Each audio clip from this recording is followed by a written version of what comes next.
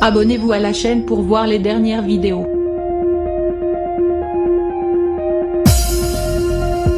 Le 31 août 1997 est une date que n'oubliera jamais la famille royale britannique.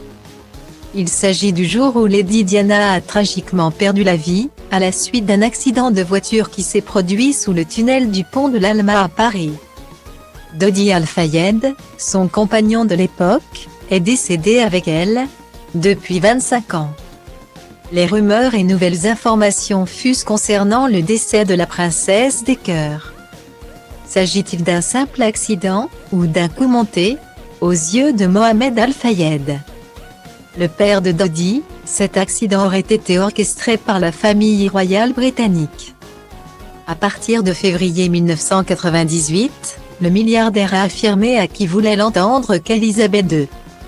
Le Data Link People égale à 5BC3E809A4F31A908AC77CD2FBB. Prince Philippe et le Missis étaient complètement contre la relation entre l'ex-femme de Charles et Dodi Al-Fayed.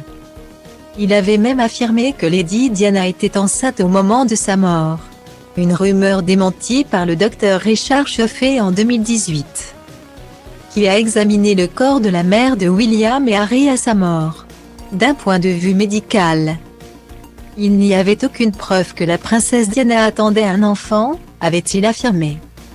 Au-delà des rumeurs auxquelles la famille royale britannique a dû faire face au décès de Lady Diana, il a également fallu annoncer cet événement tragique aux princes William et Harry.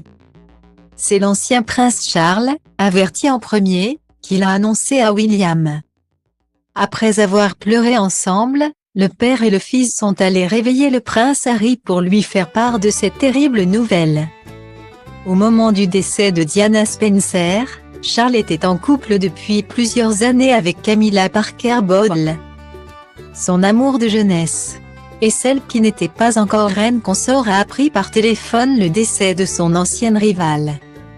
Comme le révèle Tina Brown dans le livre de Palace Papé, c'est Marc Bolan, le secrétaire privé de Charles III, qui a annoncé cette nouvelle à Camilla Champ. Elle savait seulement que Lady Diana avait eu un accident de voiture, mais n'était pas encore au courant de sa mort. Sa première réponse a été en tant que mère, c'est pauvre garçon, a rapporté l'experte. Pour rappel, William et Harry n'avaient que 15 et 12 ans lorsqu'ils sont devenus orphelins de leur maman. La reine consort a ensuite eu une pensée pour Charles. Allait-il s'effondrer? Il ne le faut pas.